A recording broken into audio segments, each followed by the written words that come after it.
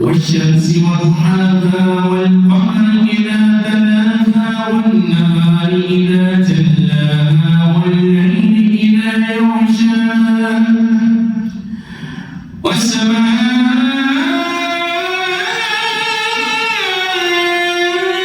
وما بناها والأرض وما طحاها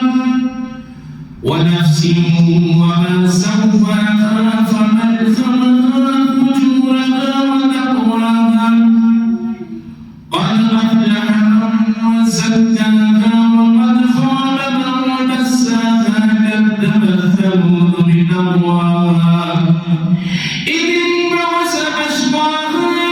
فقال لهم رسول الله ناقة الله وسقياها فكذبوه فعقروها فدمدم عليهم ربهم بذنبهم فسواها ولا يخاف عقباها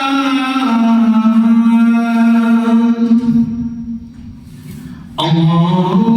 أكبر.